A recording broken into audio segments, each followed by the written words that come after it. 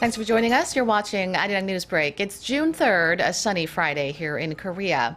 We start with President Park Geun-hye's state visit to France. During a Korea-France business forum held on the first day of her trip, she said there's still room to further expand bilateral trade and investment. Song Ji-sun has more for us from Paris.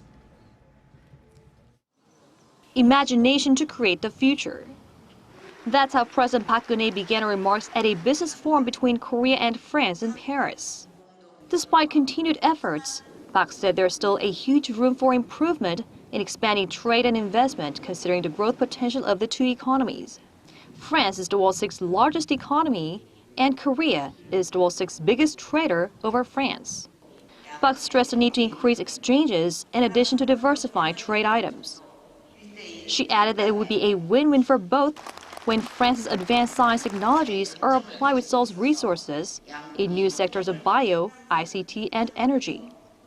프랑스는 전통적인 산업 전자 분야에 더해 로봇, 인공지능, 3D 그래픽 등의 분야에서도 강점을 가지고 있습니다. 한국은 ICT 기반 인프라 구축에 강점을 가지고 있어서 양국이 협력을 확대한다면 큰 시너지를 낼 수 있을 것입니다. Seoul and Paris will also bolster efforts and investment to jointly enter third countries. Nearly 200 French and European buyers gathered at the 101 consultation to meet Korean companies, with French business leaders also expressing hope for greater investment from Seoul. Seoul and Paris also reached agreements for cooperation in the creative economy. The two sides will support the expansion of the startup movement, especially for young entrepreneurs. Song Ji-sun, Arirang News, Paris. And later tonight, she will meet with French President François Hollande. We'll have extensive coverage on that in our evening newscast. There are conflicting opinions on whether the defense chiefs of South Korea and the United States will hold discussions on the deployment to South Korea of the U.S. missile defense system known as a Terminal High Altitude Area Defense, or THAAD. The officials are scheduled to meet this weekend at the Shangri-La Dialogue in Singapore. Connie Kim reports. The South Korean government says the potential deployment of the U.S. missile defense system will not be on the agenda at talks this weekend between the defense chiefs of the two allies. Seoul's defense ministry was forced to issue a denial after U.S. Defense Secretary Ashton Carter said he expected the issue of the THAAD deployment to come up during his meeting Saturday with South Korean Defense Minister Han Min-gu. Carter had told reporters that THAAD was not something the two allies needed to discuss too much because the plans were already in motion. He also emphasized that the deployment was an alliance decision. Shortly after North Korea launched a long-range ballistic missile in early February, the two allies announced it would officially enter negotiations for the deployment of the defense system that can counter the growing missile threats posed by Pyongyang.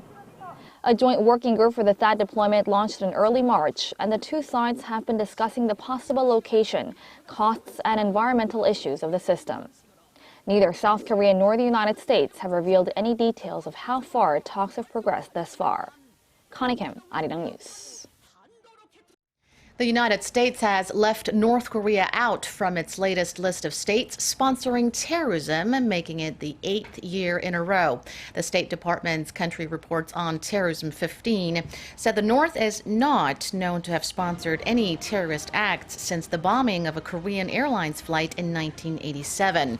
The North was first put on the list in 1988 for the airliner bombing that killed all 115 people aboard, but was checked out of the blacklist in exchange for denuclearization talks in 2008. There have been persistent calls for redesignating Pyongyang as a terrorism sponsor since the North was found responsible for the cyber attack on Sony Pictures. South Korea is ranked high on the list of OECD countries for having some of the most number of elderly workers. The high rate of senior employment is attributed to the lackluster pension system and the need to keep working even after retirement to earn household income. The latest OECD figures showed that in 2014, the employment of seniors over the age of 65 stood at over 31%, the second highest after Iceland among the 34 member states. States. The rate of employment for seniors over 75 years of age was the highest in the OECD at 19.2%. A living Zika virus has been extracted from a patient's semen for the first time in Korea. A research team at Seoul National University Hospital said they detected and separated a living sample from a Korean patient through genetic testing. The researchers say the findings support evidence that sexual transmission is a powerful channel of infection, and it shows Zika is not just a problem facing other countries. The number of confirmed Zika cases in South Korea currently stands at 5. All of them contracted the virus while on trips outside of Korea. Zika has been linked to microcephaly, a condition that can cause babies to be born with abnormally small heads and underdeveloped brains. That does it for now. Check out more of the day's headlines here on Arirang. Thank you for watching.